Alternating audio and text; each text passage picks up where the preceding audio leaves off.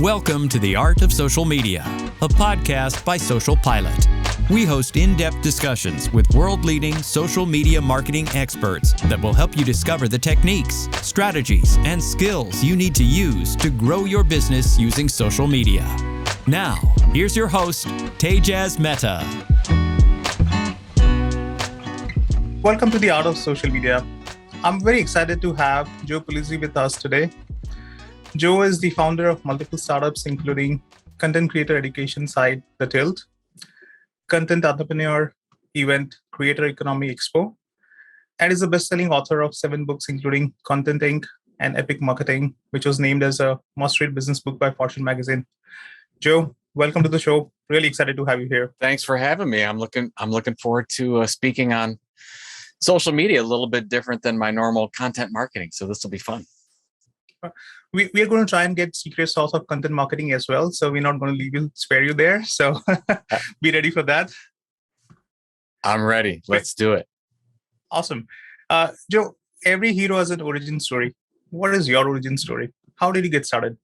Tejas, I was lucky enough to get into business-to-business publishing when I was basically right after graduating college. I wanted to get into sports marketing, and then I realized that all the money goes to the players and the front office and not necessarily the people working in sports marketing. And I'm like, I don't know. I would really like to make a good living. Went on and got my master's degree at Penn State University, and then kind of went from job to job and was lucky enough to get involved at a company called Penton Media. And my department was Penton Custom Media, or basically we were all about custom publishing. And custom publishing today is known as content marketing. And what we did is different from the rest of the company at that time. They were selling exhibit space, or they were selling print advertisements in business-to-business magazines.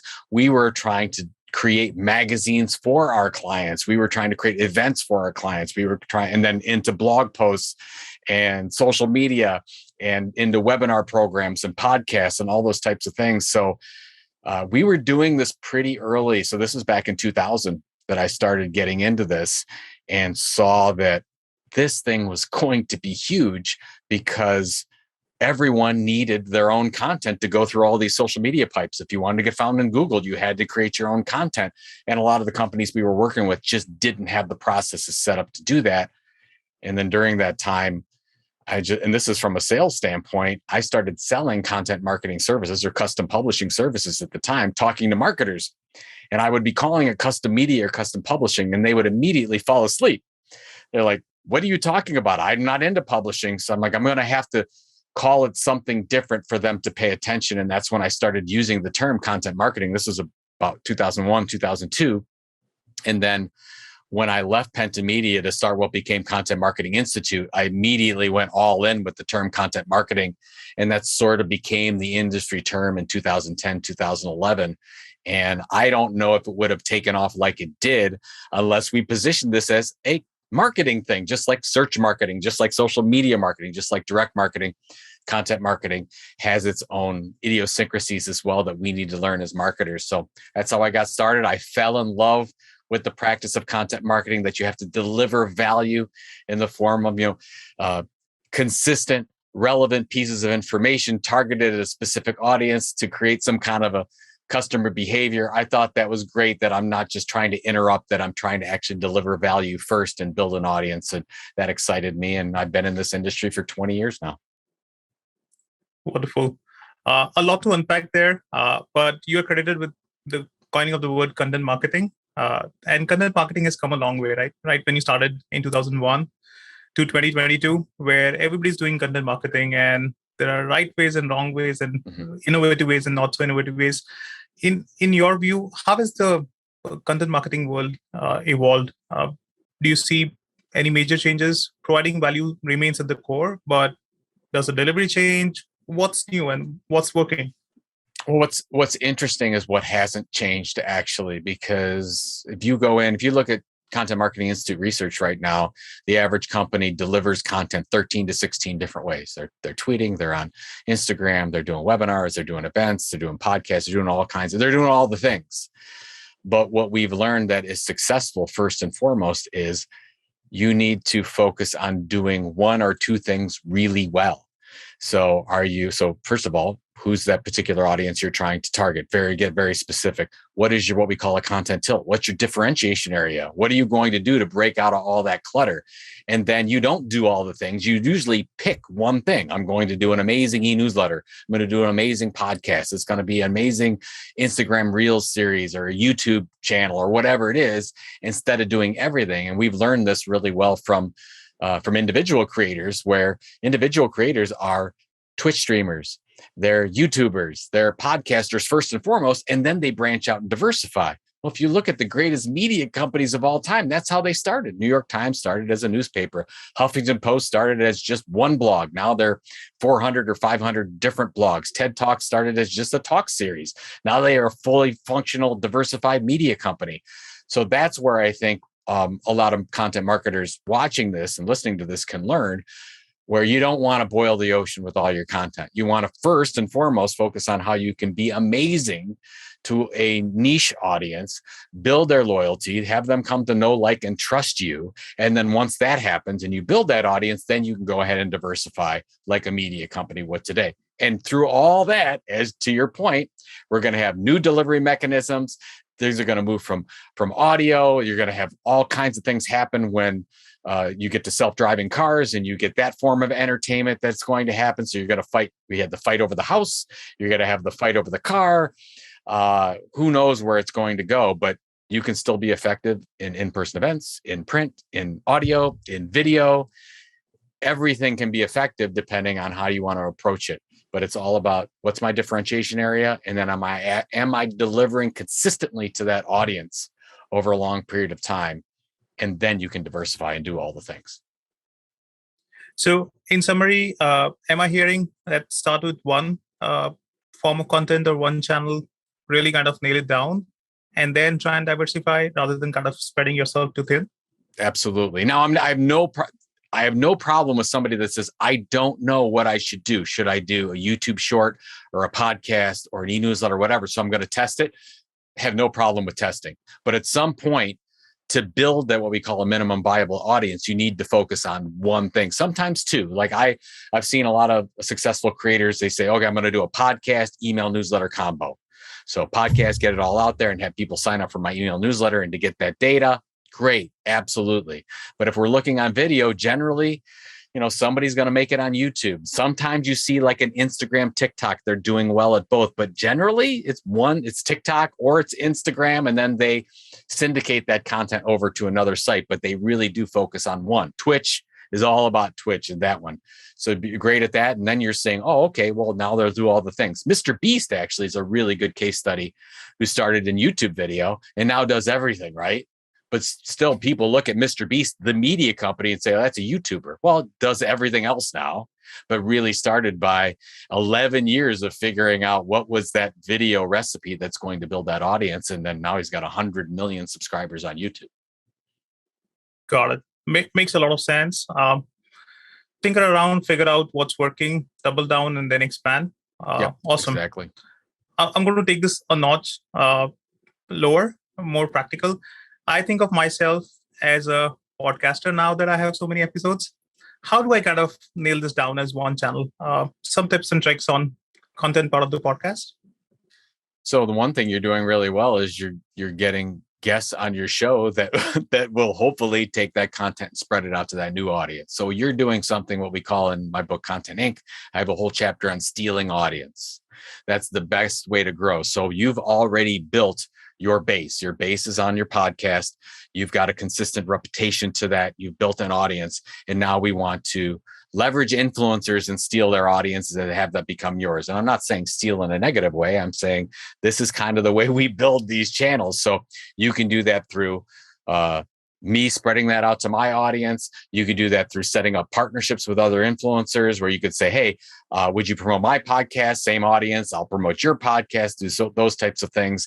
If you take your transcripts and you create blog posts out of them, you want to make sure you hit specific industry keywords that people are searching for so that you can be found on Google still. SEO is still really, really important. A lot of sites that we work with still get 40 or 50% of their traffic from Google. So you definitely want to do that. But I think where you're seeing the most growth on the podcasting side are the ones that put together the best partnerships with other influencers. And so my recommendation would be, okay, where are your key prospects or your customers, whoever your audience is, where are they hanging out in other podcasts? Well, list those podcasts down.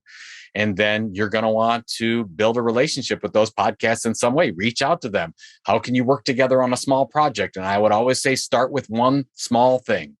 I'll do this for you. You do this for me. Or, hey, I'm working on a research project. Would you come in with me and work with this? How can you help them with their goals? And then once you help them, you form this relationship and you can grow that audience. And then the other thing is, a lot of people don't realize this, but when you say, hey, what's the thing where why doesn't content marketing work for some folks? And most of the time it's because they stop. So most podcasts, I think the last thing I saw was something like 40% of all podcasts have less than 6 episodes. Just think about that for a little bit. So most podcasts fail because they stop. So what do we need to consistently deliver over a long period of time? So I've got 2 podcasts, Content Inc. podcast and This Old Marketing podcast, and I think they're both successful. One reason is because we haven't stopped, because we've been going on. Once Content Inc. is 7 years old now, and This Old Marketing is going on 9 years. So it's, it's a marathon and not a sprint. And I think sometimes we forget that. Right. Wonderful. And does the principles of consistency and partnerships work in other forms as well? For example, blogs or other forms of content?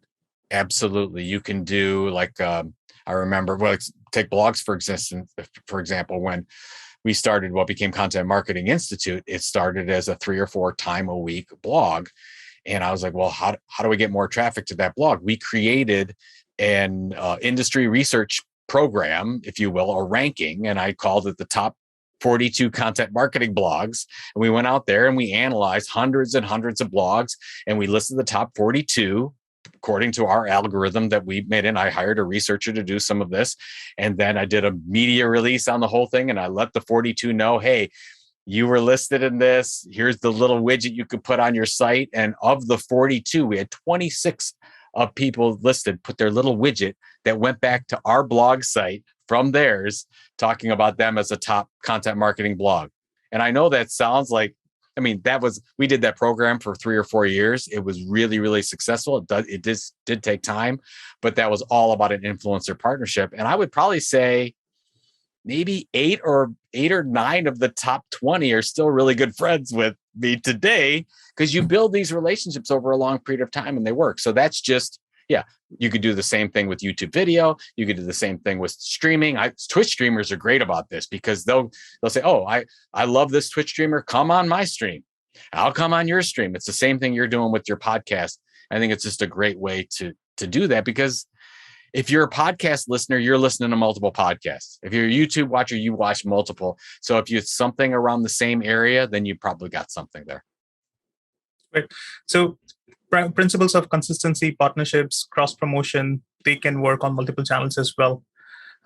Very interesting point that you brought forward was the creators, the Twitch creators, YouTube creators are individual creators. And we'll jump to that in a while. But how do brands win? How do smaller brands who are just starting out win? They are not creators. They're brands serving purpose for selling products or selling services. Yep. How do they win at content marketing? I think you have to choose a niche where you can honestly answer the question, hey, if we covered this area, let's say it's a business to business area, if we covered this area, could we be the leading informational experts in that area? And most small businesses would scoff at, they would laugh at that. No, we're not a media company. We can't do that. Okay, well, let's go a little bit more niche. Let's look at let's say instead of targeting plant managers that work inside large plants, we say, we're targeting plant managers in this area of the United States that outsource parts to India and China, whatever. I'm just making this stuff up. You say, okay, well, that's a really good target audience. And then what are we going to cover? Well, instead of covering cloud computing for plant managers, I don't even know if that's a thing, but let's say it is. We're going to say, oh, no, it can't just be cloud computing because it's too broad. What specifically, how can we break a topic like cloud computing down? Is it the financial aspect of it? Is it the technology behind it? Is it the usability of how plants are using cloud compute. Now, what is it? So you can say, oh, okay, here's my target audience that I'm targeting, and here's the industry niche that I'm talking about. I say, great, I've got an editorial mission statement that if we create content consistently over a long period of time, we can be the leading experts in. And that's what I would tell a small business to do. Find something that you can do better than anyone else. And then, okay, where are you going to get that content from? Most likely you have the expertise in and around your company. So figure out a process where you can get that content. So let's say you've got engineers in your organization and you want those engineers to write blog posts. Well, come on. Most engineers do not like to write. They're not good writers. You're going to just say, how are you going to do that? Go and get the information, how they can give it to you. Go and interview them. Is it a Q&A back and forth in email? What is it? Tell them to record their thoughts while they're working, whatever it is, get the raw content however you can. That's why it's so important that every small business hire an editor of some kind to take all this raw content and put it together. So then you can take that raw content and say, okay, this is going to be a great blog post, or this is going to be a great podcast, or this is going to be a great TikTok series because we could do this little thing in 20 minutes on this, whatever it is, but then figure that. So I would start with who the audience is, how you can differentiate and focus on somebody that nobody else is talking about related to your products and services. So maybe a problem you can solve with your product or service, that how do you solve it with information versus the actual product you're selling? And then figure out, okay, how do I get the raw content inside my company? And then, by the way, I'm sure there's lots of people that would want to help. A lot of content creators out there that would like to help you. So you're like, okay, I'm a small business. Are there bloggers? Are there podcasters? Are there YouTubers that are already creating content around that? How can I form partnerships with them? And we can help each other build this audience together. Wonderful. So if you're a small brand, don't worry about creating leadership or niche in a content type. Just kind of make sure that it's narrow enough for you to cover and not go broad and wide. Is that what I'm hearing? Yeah. I mean, basically, I came from media. So when we looked at launching a new magazine property, we said, what's the content gap? So I want everyone listening to this say, okay, what's the content gap? What's not being covered well enough? What's a new area that's not being covered? Or maybe the media company in your industry is just too broad now. And all these new things, well, what are some subtopics that you can cover better than anyone else? So that's a lot of, I think what a lot of businesses like to do, they say, oh, we've got to cover all this. Like, no, you don't. You don't have to do content marketing for every customer you have. If you're a business-to-business company, you have maybe 6 to 9 different personas that you're targeting. Just pick one. Just pick one of those, see how it goes, see how it works. And then you can lean a little bit on what you do well. If you have really good writers in your organization, you might be looking at blog content. If you have really good people like yourself that like to be on podcasts, like to do this kind of stuff, maybe it's a podcast, the Q&A podcast. If you got people that are set up to do video, great, do some video. So you do have a say in it. You don't just have to say, oh, all our customers are not on YouTube, so we can't do that. Like, you can take some of your own personality of your company and insert it in and see what's possible. Interesting. So find your own strength and double down. That sounds like wonderful advice. One of the aspects of content marketing is also content distribution, right? So content creation and then distribution. I specifically want to touch on the role of social media in content distribution. How do you see social media evolving specifically for content distribution?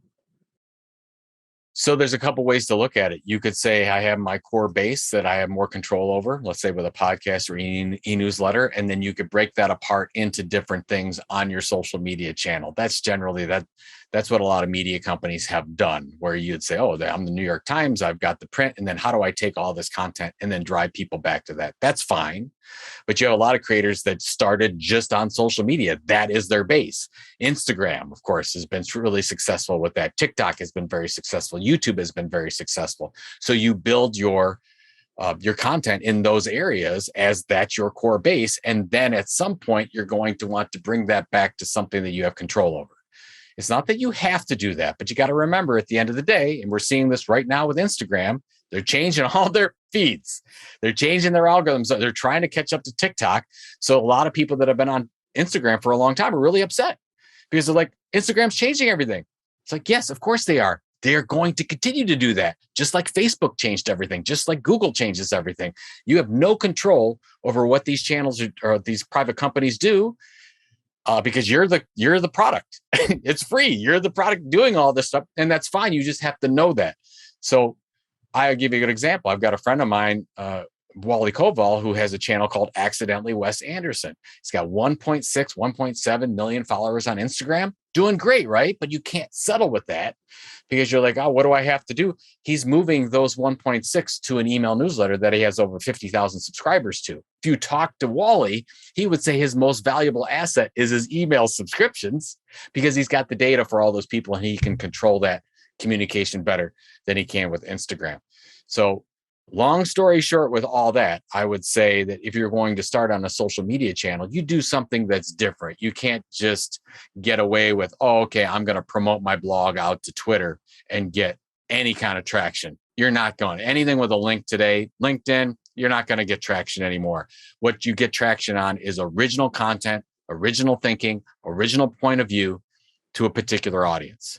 So what you see a lot of people doing for success on LinkedIn, they might do an original video specifically for LinkedIn. They might do a long article and publish a 500-word article on LinkedIn and get a lot of promotion that way. You see on Twitter, there's the people that are really getting a lot of follows are just making commentary as to what's going on in the market. They're not linking to any particular article. They're interesting for themselves. So what you really want to do is say, okay, let's say your base is a podcast. You might say, okay, to support that podcast, I'm going to dive into Twitter and LinkedIn because that's where my audience is at. And I'm going to, on Twitter, I'm going to produce 3 or 4 tweets a day around this topic. Here's the point of view. Here's the feel. It's the temperament. And the same thing with LinkedIn and create something particular. And I say, I like the idea of 2 because if you get into, I got to be on 5 or 6 or 7 different ones, it's just very hard to be engaging, to be interesting, even in a larger company, focusing on all the things. So I like the 1 base and maybe 2 different outlets where you can connect that from a social media standpoint.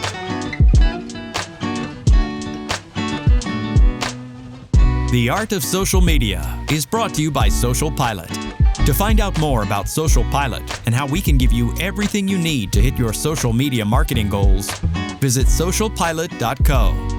And then make sure to search for The Art of Social Media in Apple Podcasts, Spotify, and Google Podcasts, or anywhere else podcasts are found. Make sure to click follow so you don't miss any future episodes. On behalf of the team here at SocialPilot, thanks for listening.